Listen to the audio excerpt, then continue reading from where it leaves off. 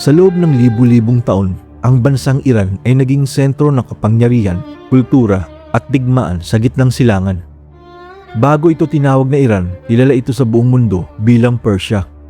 Isang imperyong minsang naghari mula India hanggang Egypt. Dito nagmula ang ilan sa pinakamakapangyarihang emperador sa kasaysayan. Kabilang si Cyrus the Great na nagtatag ng isa sa pinakamalaking imperyo na nakita ng mundo noong sinaunang panahon. Ngunit ang kasaysayan ng Iran ay hindi lamang tungkol sa kapangyarihan. Ito rin ay kwento ng pananakop, revolusyon, relihiyon at modernong politika. Sa video na ito, alamin natin ang mahigit 2,500 taon ng kasaysayan ng Iran, mula sa sinaunang Persia hanggang sa Islamic Republic ngayon. Pero bagong lahat, kung mahilig ka sa mga kwentong kasaysayan, huwag kalimutang mag-like at mag-subscribe para updated ka sa mga susunod ko pang video.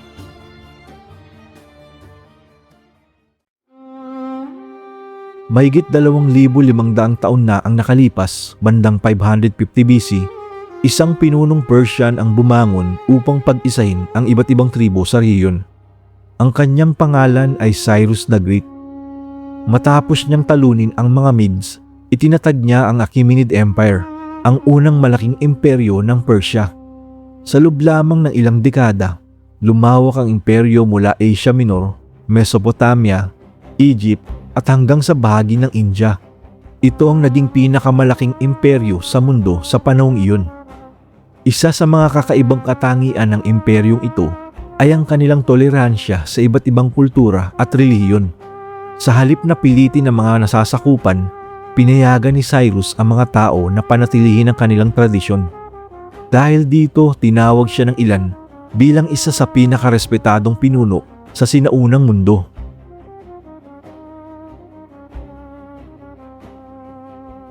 Ngunit habang patuloy na lumalaki ang Imperyong Persya, hindi maiiwasan ang paglitaw ng mga makapangyarihang katunggali. Isa sa pinakamalaking hamon sa kapangyarihan nito ay ang mga lungsod-estado ng Greece. Mga malalayang lungsod tulad ng Athens at Sparta na may sariling pamahalaan at tukbo. Nagsimula ang tensyon nang mag-alsa ang mga Greek na lungsod sa Asia Minor laban sa pamumuno ng Persia. Tinulungan sila ng Athens, bagay na ikinagalit ng Persia. Dahil dito, nagpasya si Haring Darius I na parusahan ng Greece at palawakin pa ang kanyang imperyo. Noong 490 BC, dumaong ang hukbong Persian sa kapatagan ng Marathon malapit sa Athens. Kahit mas maliit ang bilang ng mga sundalong Greek, nagawa nilang talunin ang mas malaking hukbo ng Persia sa Battle of Marathon. Ang tagumpay na ito ay naging simbolo ng katapangan at determinasyon ng mga Greek laban sa isang makapangyarihang imperyo. Hindi doon nagtapos ang ambisyon ng Persya. Pagkaraan ng ilang dekada, muling sinubukan ng Persya na sakupin ng Greece sa pamumuno ni Xerxes I, anak ni Darius. Nagtipon siya ng napakalaking hukbo at armada upang lusubin ang Greece. Isa sa pinakatanyag na labanan ay ang Battle of Thermopylae noong 480 BC, kung saan hinarang ni Haring Leonidas ng Sparta at ng kanyang maliit na hukbo ang napakalaking puwersa ng Persya sa isang makitid na daanan. Bagamat natalo ang mga Spartan, ang kanilang sakripisyo ay nagbigay ng panahon upang makapaghanda ang iba pang lungsod ng Greece. Pagkaraan nito, naganap ang Battle of Salamis, isang malaking labanan sa dagat. Sa pamamagitan ng matalinong taktika, nagtagumpay ang mga barko ng Greece laban sa mas malaking armada ng Persia. Sa huli, hindi nagtagumpay ang Persia sa pananakop sa Greece. Ang serye ng mga pagkatalo na ito ang naging isa sa mga unang malaking dagok sa kapangyarihan ng imperyo.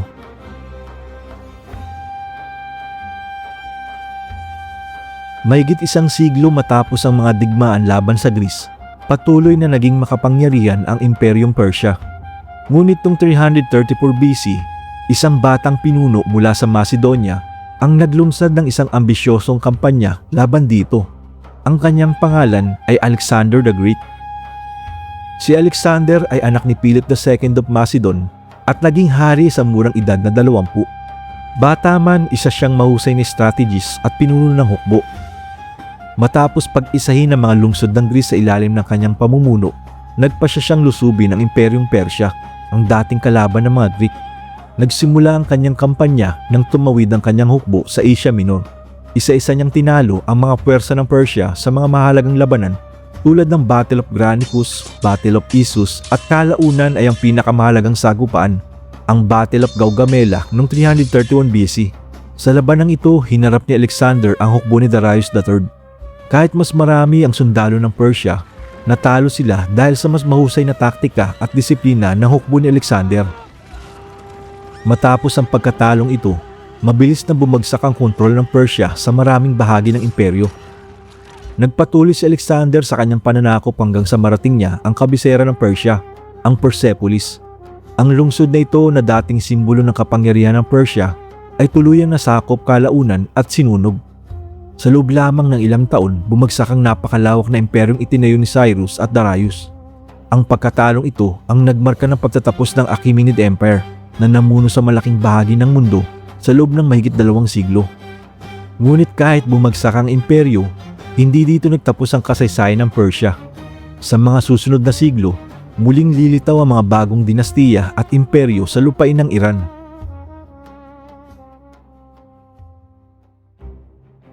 Matapos ang pananakop ni Alexander the Great, napunta sa pamumuno ng mga Greek ang malaking bahagi ng Persia.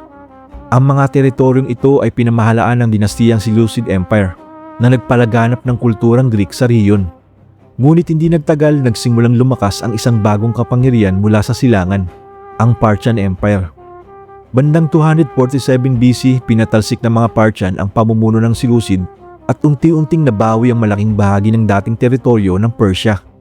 Kilala ang mga Parthian sa kanilang mahusay na hukbong kabaleriya at sa taktika ng Parthian shot kung saan tumitira ng pana ang mga mangangabayo habang umaatras.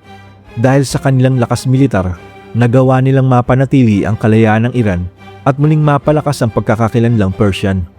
Sa panahong ito, ang Parthian Empire ay naging isa sa pinakamalaking kapangyarihan sa gitnang silangan at naging pangunahing kalaban ng Roman Empire. Isa sa pinakatanyag na tagumpay ng Parthia laban sa Rome ay ang Battle of Carrhae, kung saan natalo at napaslang ang Roman general na si Marcus Licinius Crassus. Pagkaraan ng ilang siglo, bumagsak ang Parthian Empire at napalitan ito ng Sasanian Empire noong 224 AD. Sa ilalim ng mga pinuno tulad ni Ardashir I, muling naging sentro ng kapangyarihan ng Persia. Pinalakas ng mga Sasanian ang pamahalaan, ekonomiya at relihiyong Zoroastrianism. Sa loob ng maraming siglo, nagpatuloy ang matinding digmaan sa pagitan ng Persia at ng Roman Empire na kalaunan ay naging Byzantine Empire. Ang dalawang imperyong ito ay nagbanggaan sa serye ng mahalagang digmaan na humubog sa kasaysayan ng rehiyon. Ngunit pagsapit ng ika-7 siglo, dumating ang isang bagong puwersa mula sa Arabian Peninsula, isang kilusang magbabago sa kapalaran ng Persia magpakailanman.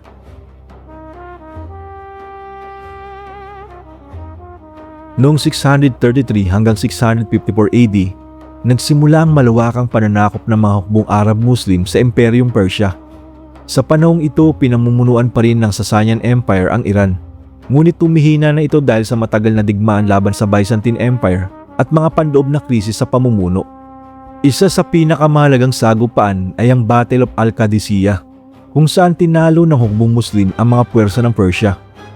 Sinundan ito ng isa pang malaking pagkatalo sa Battle of Nahaban.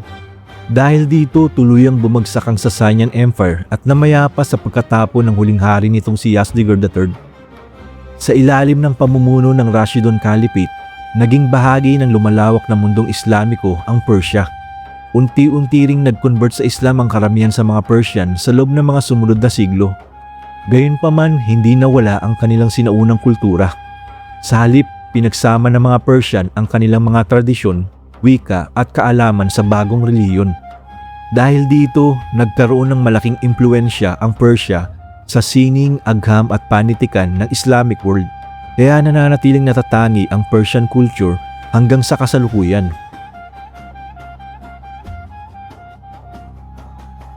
Noong ika-13 siglo, dumating ang isa sa pinakamapinsalang pananakop sa kasaysayan ng Iran. Ang mga hukbo ni Genghis Khan ay nagsimulang lusubin ang mga lupain ng Persia noong 1219 bilang bahagi ng kanilang malawakang kampanya sa Central Asia at Middle East. Ang unang na-target ng mga Mongol ay ang imperyong namumuno sa rehiyon ng panahong iyon, ang Khwarezmian Empire. Sa loob lamang ng ilang taon, mabilis nilang nasakop ang maraming lungsod at sentro ng kalakalan sa Persia. Maraming makasaysayang lungsod tulad ng Nishapur, Herat at Merv ang halos nabura sa mapa matapos ang matinding pagkubkob at malawakang massacre. Sa ilang lugar, halos buong populasyon ang pinaslang. Ang mga lungsod na dating sentro ng kalakalan, kultura at kaalaman ay nawasak at bumagsak ng malaki ang populasyon ng rehiyon. Dahil dito, itinuturing ng maraming historiador ang Mongol invasion bilang isa sa pinakamapinsalang yugto sa kasaysayan ng Eurasia. Pagkaraan ng mga pananakop, ang Persia ay napasa ilalim sa pamumuno ng mga Mongol, lalo na sa ilalim ng Ilkhanate na itinatag ng apo ni Genghis Khan na si Hulagu Khan. Bagamat nagdulot ng napakalaking pagkawasak ang panahong ito, hindi tuluyang nawala ang Persia. Sa paglipas ng panahon, muling bumangon ang mga lungsod, kultura at ekonomiya ng Iran, patunay ng katatagan ng sibilisasyong Persian.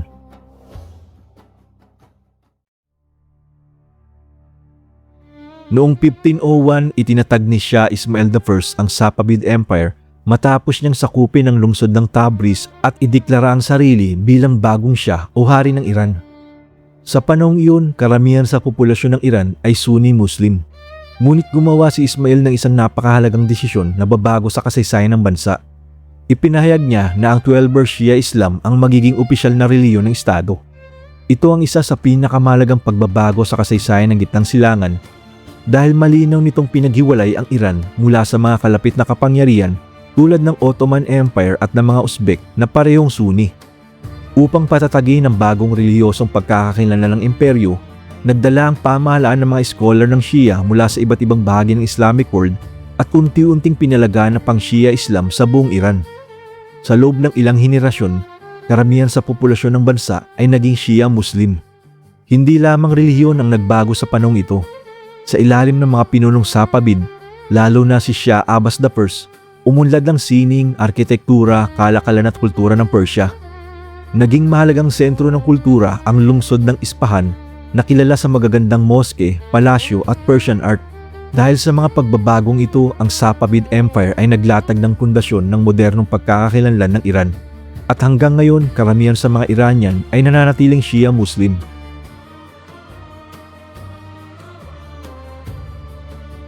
Pagsapit ng ika-20 siglo, naging mahalagang larangan ng kompetisyon ng Iran para sa mga makapangyarihang bansa sa Europa.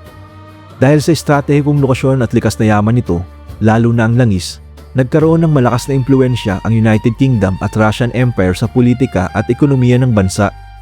Noong 1925, isang opisyal ng militar na si Reza Shah Pahlavi ang umangat sa kapangyarihan matapos pabagsakin ang lumang dinastiya ng Kahar. Itinatag niya ang Pahlavi Dynasty at sinimulan ng malawakang programa ng modernisasyon. Layunin niyang gawing isang makabago at makapangyarihang estado ang Iran sa pamamagitan ng pagtatayo ng mga riles, pagpapalakas ng hukbo, at pagbabago sa edukasyon at pamahalaan. Isa sa kanyang pinakamahalagang hakbang ay ang opisyal na pagpapalit ng pangalan ng bansa. Noong 1935, hiniling ni Reza Shah sa mga banyagang bansa na gamitin ang pangalang Iran sa halip na Persia, na siyang matagal ng tawag ng mga kanluranin sa bansa.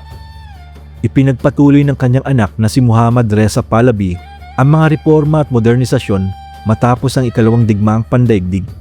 Gayunpaman, sa kabila ng mga pagbabagong ito, maraming Iranian ang hindi nasiyahan sa otoritarya na pamumuno ng rehimen at sa lumalakas na impluensya ng kanluran sa bansa.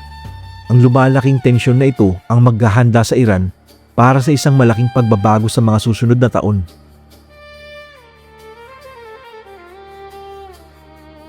Noong 1979, naganap ang isa sa pinakamahalagang pangyayari sa modernong kasaysayan ng Iran, ang Iranian Revolution. Sa panahong ito, lumalakas ang galit ng maraming Iranian sa pamahalaan ni Muhammad Reza Pahlavi. Bagamat nagsagawa ang Shah ng malawakang modernisasyon sa bansa, tulad ng industrialisasyon, reforma sa edukasyon at pagpapalakas ng ugnayan sa kanluran, marami ang tumutol sa kanyang pamumuno. Inakusahan siya ng otoritarya na pamamalakad, korupsyon, labis na pagdepende sa suporta ng United States at ng maraniang pamumuhay ng monarkiya, habang maraming ordinaryong Iranian ang patuloy na naghihirap sa gitna ng lumalaking agwat ng mayaman at mahirap. Ang lihim na pulisya ng rehimen, ang Sabak, ay kilala rin sa matinding pagsupil sa mga kritiko ng gobyerno. Pagsapit ng 1978, sumiklab ang malawakang protesta sa buong bansa. Iba't ibang grupo, mga estudyante, manggagawa, reliyosong leader, at karaniwang mamamayan ang nagsama-sama upang tutulan ng pamahalaan ng Shah. Ang kilusang ito ay pinangunahan ng exiled religious leader na si Ruhollah Khomeini, na mula sa ibang bansa ay patuloy na nanawagan ng pagbagsak ng monarkiya. Habang lumalala ang kaguluhan, napilitang lisanin ng Shah ang Iran noong Enero 1979. Makalipas lamang ang ilang linggo, bumalik si Khomeini sa bansa at sinalubong ng milyon-milyong taga-suporta. Sa huli, tuluyang bumagsak ang monarkiya na namuno sa Iran sa loob ng maraming siglo. Noong Abril 1979, opisyal na itinatag ang Islamic Republic of Iran matapos ang isang pambansang referendum. Simula noon, pinamumunuan ng Iran ng isang natatanging sistemang pampulitika kung saan pinagsasama ang pamahalaang republikano at ang otoridad ng relihiyosong liderato ng Shia Islam. Ang pinakamataas na pinuno ng bansa ay ang Supreme Leader, isang posisyong unang hinawakan ni Ayatollah Khomeini.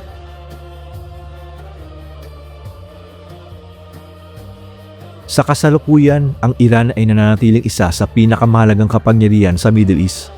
Malaki ang impluwensya nito sa rehiyon dahil sa lakas militar, malawak na reserba ng langis at gas, at sa papel nito sa mga geopolitikal na alitan sa rehiyon. Gayunpaman, dumaraan ang bansa sa isang napakagulong panahon. Noong 2025, sumiklab ang isang malaking digmaan sa pagitan ng Iran at Israel matapos magsagawa ang Israel ng serye ng airstrikes laban sa nuclear at military facility ng Iran.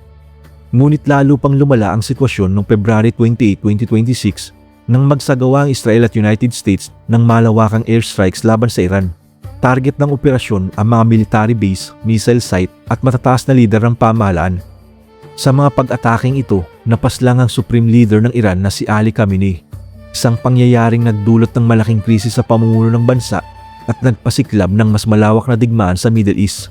Bilang tugon, naglunsad ang Iran ng daan-daang missile at drone attack laban sa Israel at mga base ng Estados Unidos sa rehiyon na nagpalawak ng digmaan sa iba't ibang bansa sa Gulf. Kasabay nito, patuloy ding nahaharap ang Iran sa malawakang protesta sa loob ng bansa na nagsimula noong huling bahagi ng 2025 dahil sa matinding economic crisis, mataas na inflation at pagbagsak ng halaga ng pera. Sa kabila ng digmaan, sanctions at panloob na kaguluhan, nananatiling isang mahalagang aktor ang Iran sa pandaigdigang politika, lalo na sa usapin ng enerhiya, seguridad at kapangyarihan sa Middle East. Mula sa makapangyarihang imperyo ng Persia hanggang sa modernong Islamic Republic, ang kasaysayan ng Iran ay isang kwento ng pagbangon, pagbagsak at muling pagbangon. Sa loob ng mahigit 2,500 taon, napatunayan ng bansang ito na kahit ilang beses itong sakupin o baguhin, ang Persian civilization ay patuloy na nabubuhay. At hanggang ngayon, patuloy pa rin itong hinuhubog ang kasaysayan ng mundo.